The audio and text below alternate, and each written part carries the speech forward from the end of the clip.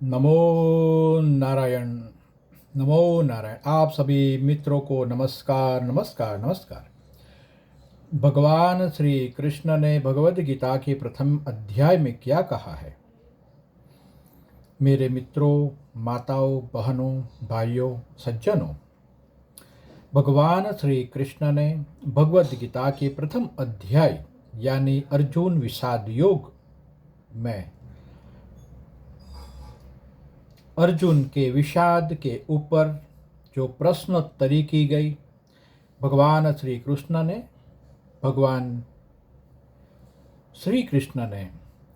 भगवद गीता का ज्ञान दिया। प्रथम तो ये ज्ञान जो है ये कोई मंदिर में नहीं दिया गया। ये ज्ञान कोई आश्रम, जंगल में, पर्वत के स्थान में, अरण्य में नहीं दिया गया, बल्कि युद्ध भूमि कुरुक्षेत्र में दिया गया, जहां पांडव और कौरवों की सेना का युद्ध निर्धारित हो गया। दोनों सेना आमने सामने है। वहां कुरुक्षेत्र में भगवान श्री कृष्ण ने ये ज्ञान दिया है। भगवान श्री कृष्ण ने ये ज्ञान सिर्फ अर्जुन को नहीं दिया, बल्कि अर्जुन को माध्यम बनाकर ये ज्ञान हर व्यक्ति को अपने कर्तव्य, अपने रिश्ते, भावना और धर्म और संघर्ष के विषय में बहुत बड़ा ज्ञान दिया है। प्रथम अध्याय में धृतराष्ट्र ने संजय से पूछा, धर्म क्षेत्रे कुरुक्षेत्रे समवेतायुयुत्सव मामका पांडवाश्चैव किम कुर्वत संजय। धृतराष्ट्र कहते हैं, हे संजय, धर्म भूमि कुरुक्षेत्र में युद्ध करने के लिए एकत्र हुए मेरे और पांडु के पुत्रों ने क्या किया? संजय को दिव्य दृष्टि प्रदान की गई थी। संजय ने दिव्य दृष्टि से युद्ध भूमि को देखा, कुरुक्षेत्र को देखा। दोनों सेनाएं, पांडव और कौरवों की सेना आमने सामने खड़ी है, वो सभी देखा कि सब शंख बज रहे हैं और युद्ध आरंभ होने वाला है। अर्जुन भगवान श्री कृष्ण से कहते हैं कि मेरा रथ दोनों सेनाओं के बीच ले जाइए, ताकि मैं देख सकूं कि मुझे किन किन लोगों से युद्ध करना है। इस कुरुक्षेत्र में कौन लोग हैं जो हमारे हैं, जो पराये हैं, और किसके साथ हमें युद्ध करना है। जब अर्जुन अपने सामने भीष्म पितामह को, अपने प्रिय गुरु द्रोणाचार्य को, कृपाचार्य को, अपने भाइयों को, मित्रों, रिश्तेदार और प्रियजनों को देखते हैं, तब अर्जुन का हृदय बहुत करुणा से भर जाता है। अर्जुन के हाथ कांपने लगते हैं, शरीर शिथिल हो जाता है, मुख सूख जाता है और अर्जुन का जो गांडीव धनुष्य है वो हाथ से छूटने लगता है। अर्जुन भगवान श्री कृष्ण से कहते हैं, न कांक्षे विजयम कृष्ण न च राज्यम सुखानि च। हे कृष्ण, मुझे न विजय चाहिए, न राज्य चाहिए, न ही सुख चाहिए। यदि अपने ही स्वजनों का वध करके राज्य प्राप्त करना पड़े तो ऐसा राज्य मेरे लिए व्यर्थ है।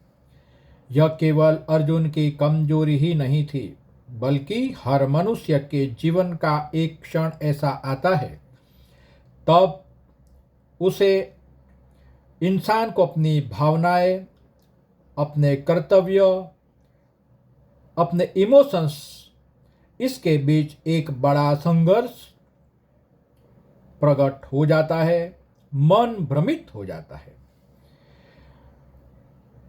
इसके लिए इस अध्याय का नाम अर्जुन विषाद योग रखा गया है।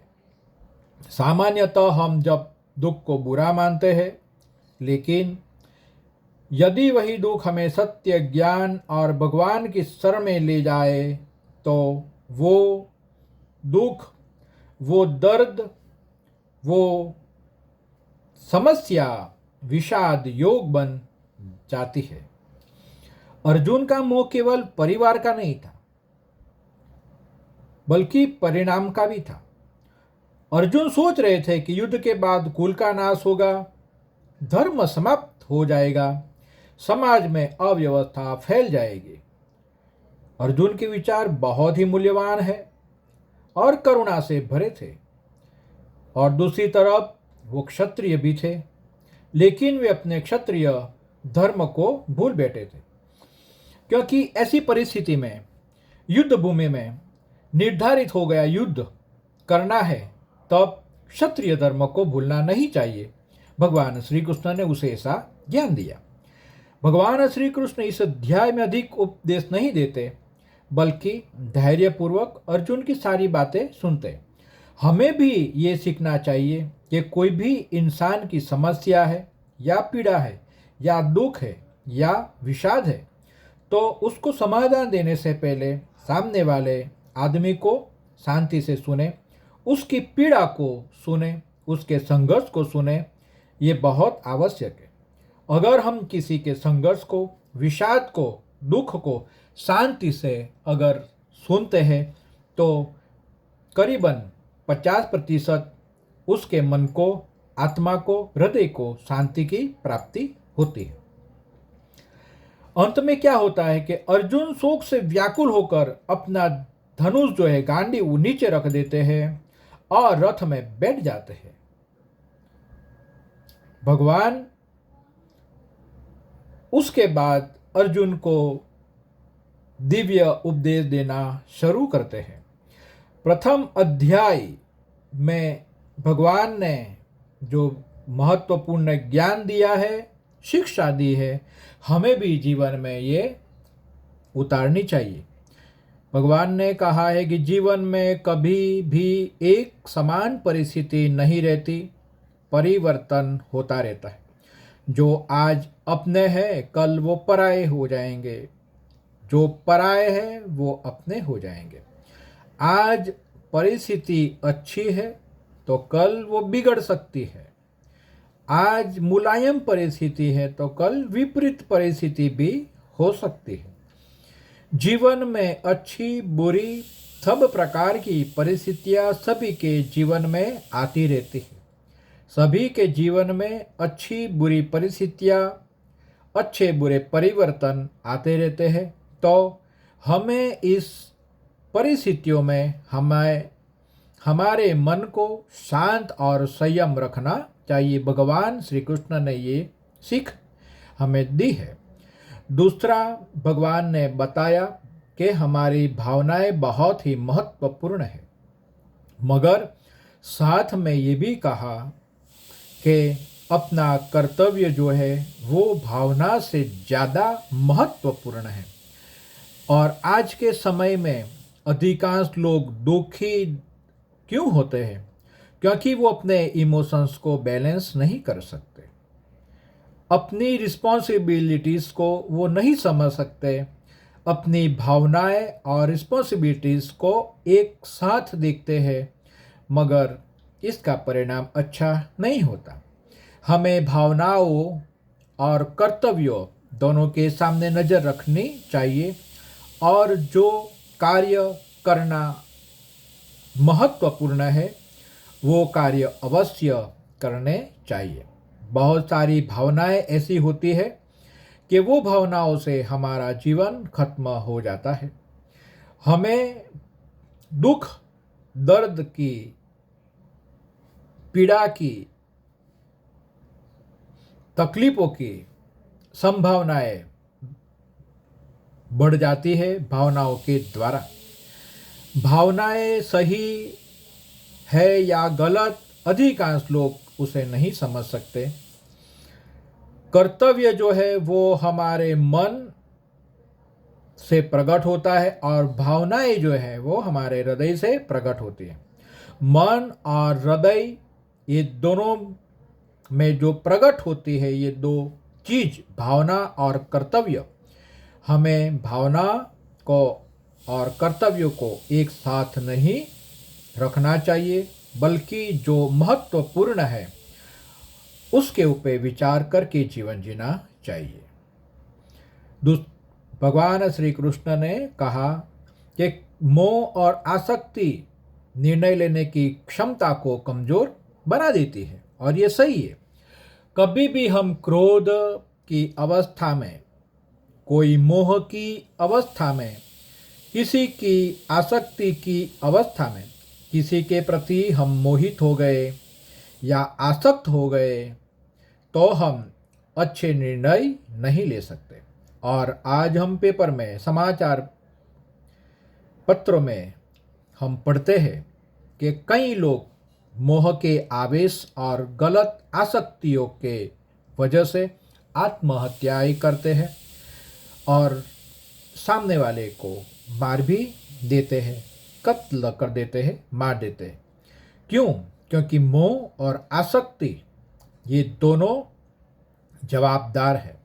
मोह और आसक्ति हमारे निर्णय लेने की क्षमता को कमजोर बना देती है। हमें जो भी निर्णय लेना है तो मोह को, आसक्ति को, आकर्षण को एक तरह रख देना जरूरी है। उसके बाद हम निर्णय ले सकते हैं। मोहग्रसित हो गए या आसक्ति ग्रस्त हो गए तो आप निर्णय नहीं ले सकते। हमारा मन जब भ्रमित हो जाता है तब हम कोई भी पुस्तक पढ़े, ग्रंथ पढ़े, किसी भी ज्ञानी, महात्मा, गुरु के शरण में बैठे तब जाकर हमारा मन शांत होने लगता है। तो जब जब हमारा मन भ्रमित हो जाए तो हमें क्या करना है? हमें अच्छी पुस्तक पढ़नी चाहिए, हमें अच्छे ज्ञानी जनों का संग करना चाहिए, हमें ज्ञानी महापुरुष के शरण में बैठना चाहिए, परमात्मा के जो सगुण स्वरूप है उसके सामने नतमस्तक होकर बैठना चाहिए। तब जाकर हमारा भ्रमित हुआ मन धीरे धीरे शांत शांत और शांत होता है और हम ये दिव्य मार्ग के द्वारा धर्मशास्त्र, ग्रंथ, गुरु के द्वारा हम मार्गदर्शन प्राप्त कर सकते हैं। भगवान श्री कृष्ण ने विषाद युग में कहा है कि जीवन जो है वो संघर्ष है, जीवन जो है वो तकलीफ, जीवन जो है वो सुख दुख, ये सब का एक समूह है। दुख भी जीवन में जरूरी है, सुख भी जरूरी है। जीवन में अच्छी परिस्थिति और गलत परिस्थितियां भी जरूरी है, क्योंकि सबसे ज़्यादा अगर हमें ज्ञान कोई मार्ग से प्राप्त होता है, किसी माध्यम के द्वारा प्राप्त होता है, तो वो संघर्षों के द्वारा, दुखों के द्वारा, तकलीफों और समस्याओं के द्वारा ही हमें अच्छा ज्ञान प्राप्त होता है। तो दुख से, दर्द से, तकलीफ से डरे मत। दुख, दर्द, संघर्ष ये ज्ञान प्राप्त कराने के दिव्य माध्यम है। आप दुख, दर्द, संघर्ष और समस्या के बीच अच्छी तरह सोच सकते हो, समझ सकते हो, तो आपको बहुत ही अच्छा ज्ञान प्राप्त हो सकता है। सिर्फ सुख जो है वो ज़्यादा कुछ नहीं दे सकता। ये ब्रह्मांड में, ये धरती पर आपने देखा होगा, सभी ने देखा है कि जो लोगों के जीवन में दुख थे, दर्द थे, तकलीफें, संघर्ष थे, वो लोगों ने ये दुनिया में कई प्रकार के सुख के साधन, आनंद के साधन, प्रमोद के साधन, अच्छी व्यवस्था दी है। भगवान श्री कृष्ण के जीवन में भी आप देखो, भगवान श्री कृष्ण का जन्म कहाँ हुआ? भगवान श्री कृष्ण का जन्म कारागृह में हुआ। भगवान श्री कृष्ण का लालन पालन पोषण नंद के घर हुआ, गोकुल में हुआ। छोटी उम्र में पुतना भी आई मारने के लिए, बकासुर, अधासुर ये सब आए। कृष्ण के जीवन में कई प्रकार के दुख, दर्द, संघर्ष बचपन से ही थे। शैशव अवस्था में, बाल अवस्था में, युवान अवस्था में बहुत ही दुख थे। कंस का बहुत त्रास था, कालनेमी का भी त्रास था, छोटी उम्र में कई प्रकार के संघर्ष भगवान कृष्ण ने किए। महाभारत के पर्व में पांडवों और कौरवों के बीच संधि कराने में भी बहुत ही प्रयत्न किया, मगर आखिर में जब सफलता नहीं मिली और युद्ध हुआ, भगवान श्री कृष्ण ने वहाँ भी बहुत बड़े संघर्ष किए। द्वारका नगरी में जाकर बसे और वहाँ भी भगवान श्री कृष्ण ने संघर्ष किए। भगवान श्री कृष्ण ने बहुत सारे संघर्ष किए, बहुत सारे दुखों को झेले, संघर्ष को झेले, समस्याओं को झेले और इसमें भी आनंद और प्रसन्न रहे, इसके लिए भगवान श्री कृष्ण को हम सब पूछते हैं।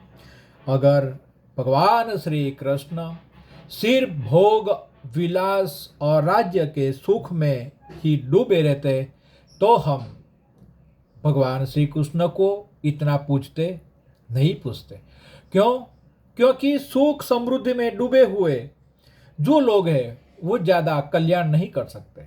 कल्याण कौन कर सकता है? जिसने दुखों को झेला है, संघर्षों को झेला है, तकलीफों को झेला है, अपमानों को सहन किया है, वो ही दूसरों को अच्छा ज्ञान, अच्छी सोच दे सकते हैं। भगवान श्री कृष्ण ने भगवद गीता में हमें सिखाया कि संघर्ष से, युद्ध भूमि से कभी भागना मत। समस्या से भागोगे तो वो समस्या का समाधान नहीं। जीवन में भ्रम मत रखे, जीवन में कभी भयभीत न हो और दुख आए, दर्द आए तो भगवान की शरण में चले जाना, विवेक और धर्म का मार्ग पे चलना, तब आप जीवन के युद्ध को जीत सकते हो। ओम नमो नारायण, नमो नारायण, नमो नारायण।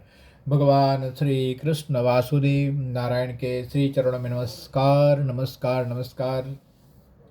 ओम नमो नारायण।